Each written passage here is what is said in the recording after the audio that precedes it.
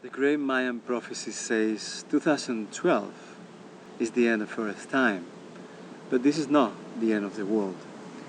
It's a manifestation of the greatest opportunity we have to acquire our greatest potential. The elevation of vibration is the manifestation of true compassion. 2012 is the real start of the age of Aquarius, moving out of discipleship and into mastery, direct connection with God, without intermediaries. This means spiritual independence. As we move towards this state, we have to embody our spiritual power and with it take responsibility for it fully, to create a world of true compassion for us and for everyone else. As the first prayer of my book, The Violet Light, the Power That Changes Everything, says, Dear God, show me what you have given me. Remove my veils of ignorance so that I see your gifts in me, so that I use them for my blessing, the blessing of others, and of all life. Amen.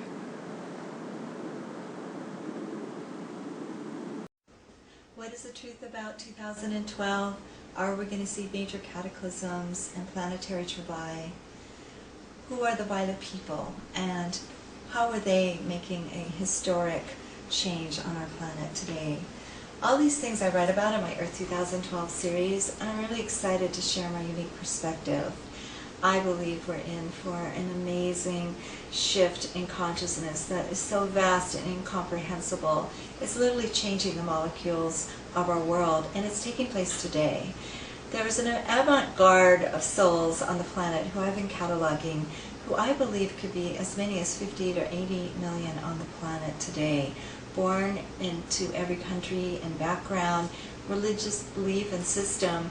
They have an extraordinary consciousness and a consciousness languaging that links them to other awakening souls worldwide. This awakening soul group I call the Violet People because of their just extraordinary qualities that I catalog in book 2, the 22 master qualities. And what I have seen in them is this violet energetic of personal planetary transformation.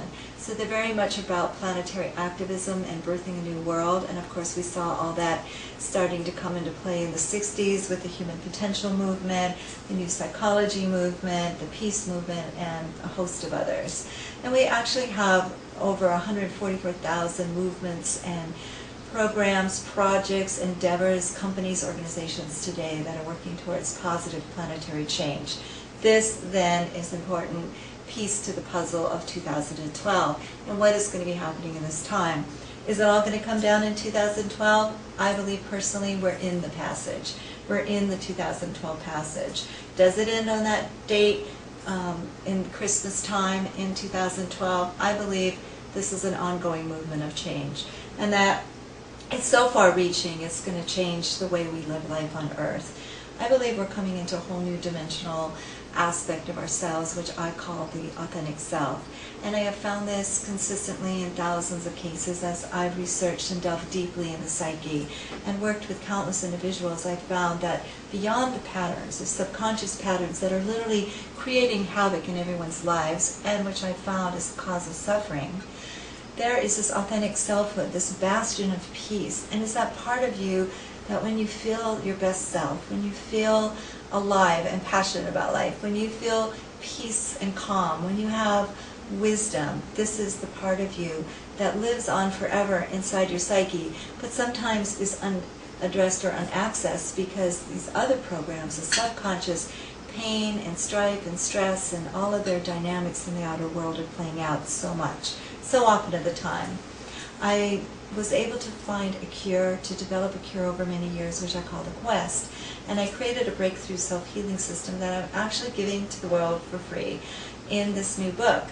And if you'd like to get this book for free, please go on my website, aurorajulianaariel.com. I lay out all of this information about the psyche, demystifying what's really going on inside, and how we can shift from a pattern-driven reality to actualizing our full potentials and living in that authentic selfhood most of the time. It's very easy to do, but it's a life mastery path that needs training, and it needs you to implement to gather that skill. It's not natural on this planet because we forever live out of our patterns. So what is going to happen in the future? Is it going to be extinction or advancement? The future remains to be seen, but invariably it really does have to do with you and I. We are an essential key, and whether we live continuing the patterns of our past, all the stresses and strains and frustrations that happen in daily life, and we don't master our psychology, I believe we could be in for the worst. But if we do choose to live out of our higher natures, if we do choose to heal the patterns instead of letting them drive us, if we do choose our authentic selfhood and bring that into the mix and let that vision, that amazing part of us share its gifts with the world, I do think that we're going to see things shift in a twinkling of an eye, and we're going to have a better world because of it. Will we move into a full golden age, as many people prophesy? I'm holding for that. I'm dedicated to it, and I'm doing my part to help us manifest that, and I hope you will too. So I wanted to talk about two things that I think are not always connected, but really deserve to be connected. And one is the Mayan calendar and its end date that is coming up fairly shortly. And the other is about the world's economic situation, about the creation of money and the nature of money. In order to understand the process that the world is in now, I think the best way is to look upon it against the background on the Mayan calendar.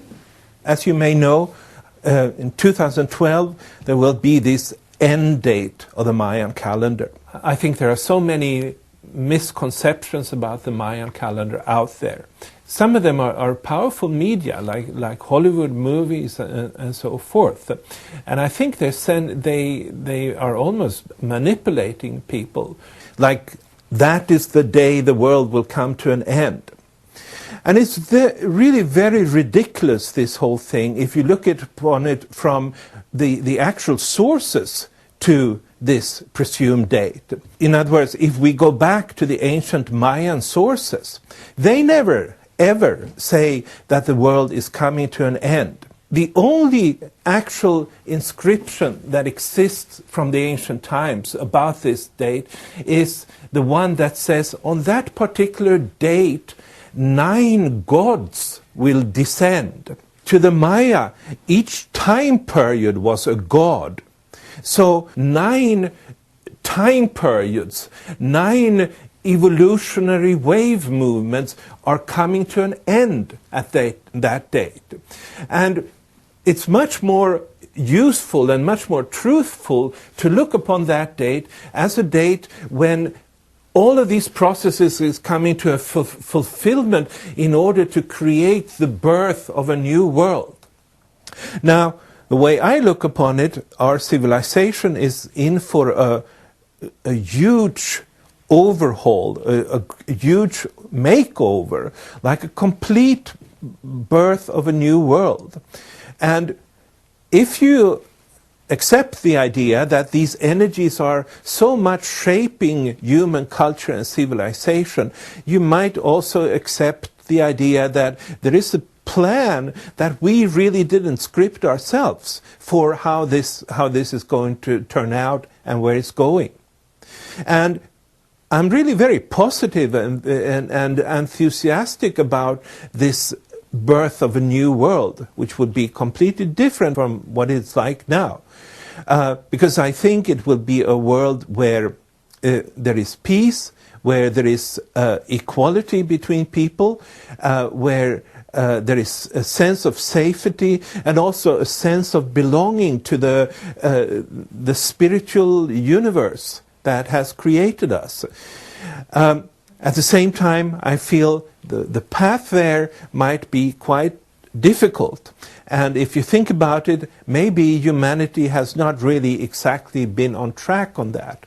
I think it's more accurate to say that we have acted in a way that we have endangered the planet with a kind of growth only looking to abstract values, what we may gain, so forth, and without consideration of actually creating this particular world. With that as a background, I think it's interesting to look at the kind of economic downturn that we're in now. And here I'd like to say that I wrote this book published in 2004 called The Mayan Calendar and the Transformation of Consciousness. And then when it comes to the world economy, I'm basically making three predictions. I'm saying that a global financial collapse will start when the fifth night begins, which really was 19th of November 2007. I'm also saying that the world dominance from the Western Hemisphere, essentially the US and UK, is going to come to an end as part of this process. And I'm also saying that the whole idea of looking for abstract value, in other words, whatever is on computer digits and on paper money and so forth, will come to an end. It will be, at the very least, it will be dramatically come in a completely new context, so to speak, because this new world will not be driven by the desire to accumulate this kind of abstract value. It has to be based on something which is matches the needs of the living people. Typically, if you look at these Mayan pyramids that are built in 9 stories, it's like 9 levels of evolution, each symbolized by these terraces on the pyramid.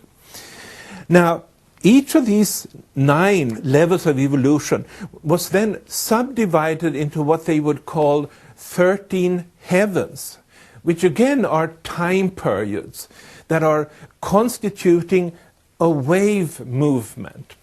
Whenever there is a shift in this wave movement, when it goes up into the peak or when it goes down into the valley, you can see that significant things happen in evolution.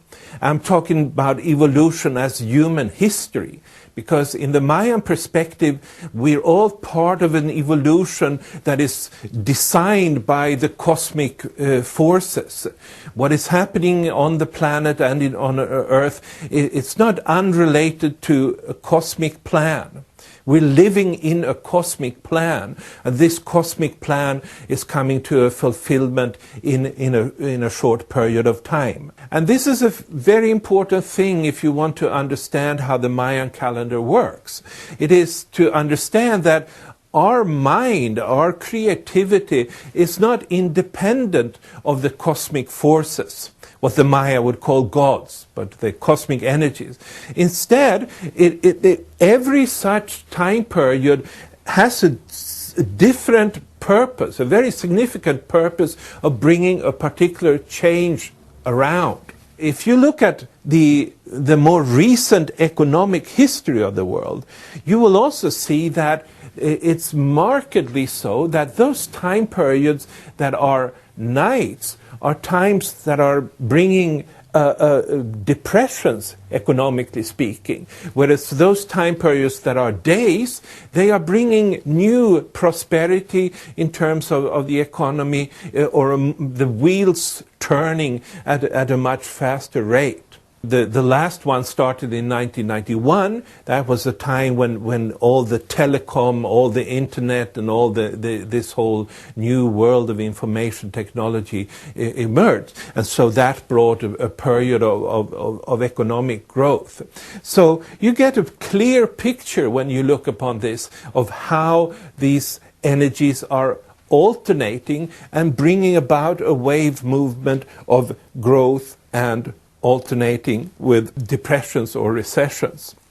I was very exact in saying when the global economic meltdown would begin. Today, economists say that this happened in December of 2007, and as you can see on this slide here, it's been going down ever since. But then around the time of early November, which happens to coincide with the election of President Obama in the United States, it sort of came a new hope, a new day basically was activated that sort of changed the mood around a little bit, and we now passed into the second half of this particular day.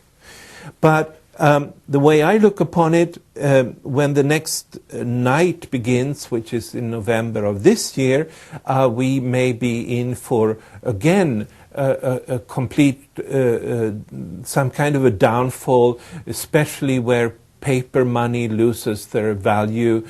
And I think it's a good idea to not discard that possibility. Suddenly we realize that something completely new is near ahead, and we may understand this, and we understand that our control is not as great as we thought.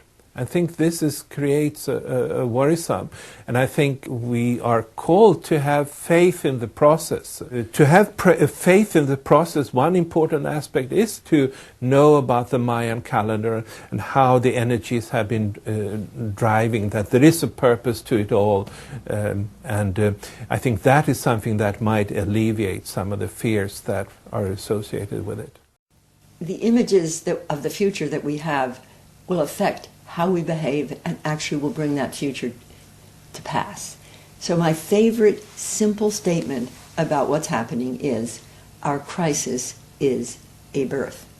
Humanity is facing a series of crises. If we continue to behave in the way we have, we can destroy ourselves. Very much like a baby in the womb, if it continues to grow, will kill itself and its mother. However, it's also true that if we activate that which is emergent in us, we will see right now the outlines of a global, co-creative, indeed universal humanity. So the problems that we're facing are evolutionary drivers. Crisis precedes transformation. Nature takes jumps through greater synergy, greater connectivity, from atoms to molecules to cells to ecologies to humans with trillions of cells talking with trillions of cells. Here we are on planet Earth just before we've learned how to coordinate, because none of our institutions know how to create a planetary culture or a planetary birth of a co-creative species. However, through social networking, through internet, through the connectivity of what's working, we are one evolutionary second from the possibility of seeing ourselves as a co-creative species, because that's what we already are. And I see that by 2012, December 21st, December 22nd, 2012, we can have through internet a synergy engine that will connect what's creative in every field and function, if you can see it as a wheel of co-creation. And when that creativity comes together, we'll see that we have the capacity to feed, to house, to clothe, to have the energy we need, and to begin our future as a global, co-creative, and eventually universal species in a universe undoubtedly filled with life. Our crisis is the birth of a universal humanity. The images of the future that we have will affect how we behave and actually will bring that future to pass. So my favorite simple statement about what's happening is, our crisis is a birth.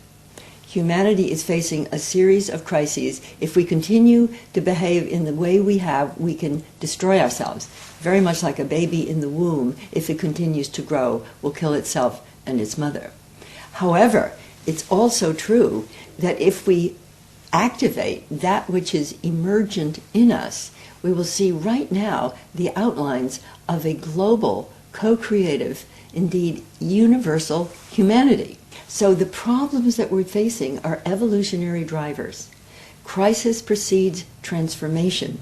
Nature takes jumps through greater synergy, greater connectivity, from atoms to molecules to cells to ecologies to humans with trillions of cells talking with trillions of cells. Here we are on planet Earth just before we've learned how to coordinate, because none of our institutions know how to create a planetary culture or a planetary birth of a co-creative species. However, through social networking, through internet, through the connectivity of what's working, we are one evolutionary second from the possibility of seeing ourselves as a co-creative species, because that's what we already are. And I see that by 2012, December 21st, December 22nd, 2012, we can have through internet a synergy engine that will connect what's creative in every field and function, if you can see it as a wheel of co-creation. And when that creativity comes together, we'll see that we have the capacity to feed, to house, to clothe, to have the energy we need, and to begin our future as a global, co-creative, and eventually universal species in a universe undoubtedly filled with life. Our crisis is the birth of a universal humanity.